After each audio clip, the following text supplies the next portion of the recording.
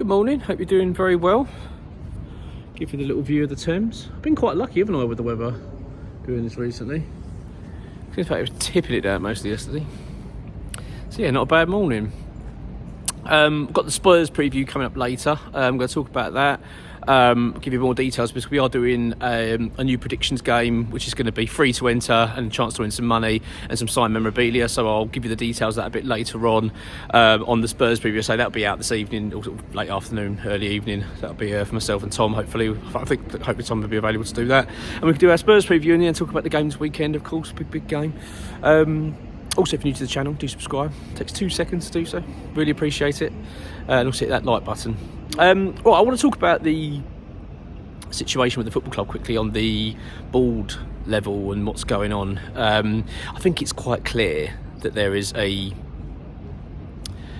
lot of scrambling going on at board level, to say the least, of the pressure that they find themselves under now with regards to their ownership of this football club, which is great news. I'm very, very pleased. I like to hear and see that there are issues now, clearly, and there's a drive from their side to get things right, and they're obviously panicking and trying to react to what's happening here, which I think is a positive. And there's a couple of aspects to this. First of all, the Supporters Trust. The Supporters Trust built up a number of bodies at the club, and it's basically the conduit between the fan base and the board.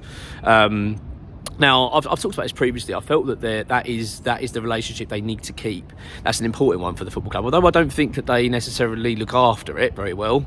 I think that's what a lot of the frustration is from them as well. Not only the running of the club, but the fact that they feel like they have all these meetings and not a lot really comes from them. It brought to my attention, I'll say yesterday, that Hammers United, they put up a social media post about the museum. I know the Trust had brought this up as well. The museum, do you remember this museum that was promised at London Stadium? It was 2018 that was promised. We're going to get a museum at West Ham, at the London Stadium, with all the history of the football club and East End of London and everything else. That never happened, did it? Never happened, and you never hear any more about it. Anyway, I digress, but this is my point in terms of the frustration. So they sent their letter of no confidence to the club, and this is obviously following the Hammers United's plans in regards to the protests and everything else. So it's big. That was a real big thing to happen. The Supporters Trust to turn on the club and do that is really significant. Now, we understand it as that there was a meeting held yesterday between the Trust and the football club. Karen Brady was in attendance. I don't know enough about what was said exactly. My understanding really was purely that it was just to talk about what was said in the letter of no confidence, to get a bit of clarity, and obviously they want to try and resolve the situation. Now, as I say, I don't know in terms of how that went and what was said and all that kind of stuff, but I think it shows straight away that there is a growing pressure at the football club to deal with this situation. And it's significant, as I say. There's a lot going on now at the club. You can see there's scrambling around to try and fix what's happening, and there's a couple of more aspects to that as well. So we had a news update yesterday from Gonzo, good old our friend Gonzo, Hammers Chat Forum, over on Claret and Hugh. So they said about there was an emergency meeting at board level with Daniel Kretinsky as well involved. Not an advisor, actually Kretinsky. Wanted to get to the bottom of this and get this sorted out, and realising this is a serious problem. I think at West Ham there is a serious problem. We know that, but I think in terms of the board level, the fact that we can't sell these shares, there's 25% shares that are available now, David Gold shares, which I think are critical to the future of this football club. And I feel like what we're seeing is a lack of appetite because of David Sullivan, because people think, well, I'm going to spend hundreds of millions of pounds to buy 25% of West Ham, and then I can't really do anything because I've still got the majority shareholder being David Sullivan and Karen Brady running the show, and really, what say do you have?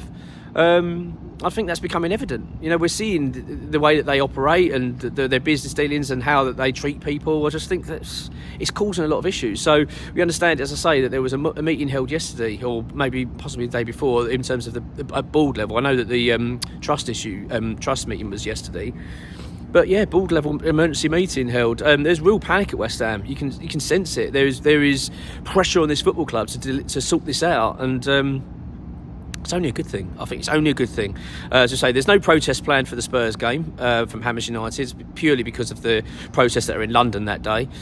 So yeah, it's going to be the Crystal Palace will be the first one, which is going to be the first protest, and after that will be the Brentford game, which is going to be the boycott, and then after that there'll be continued to be protests and things arranged by Hammers United.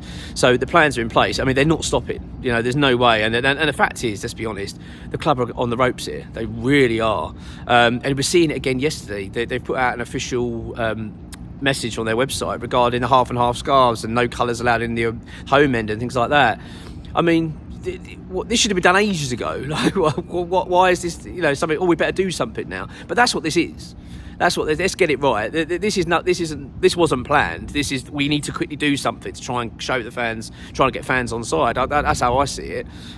Yeah, panic stations at West Ham. Absolutely, no two ways about it. Board level, that they are seriously feeling this, and the pressure. Obviously, the media pressure as well has grown. It's big. I'll tell you what. There's a lot of eyes on them at the moment, and you know, bring it on. I think it's absolutely fabulous. That's what I like to hear. So, in regards to the trust meeting, we will be getting someone on to talk about that, probably the chair for the trust to come on now. The reason we can't do it right at the moment is because they're in talks with the club. Probably just not the right time. Just not the right time to be going on social media and channels and stuff talking about it.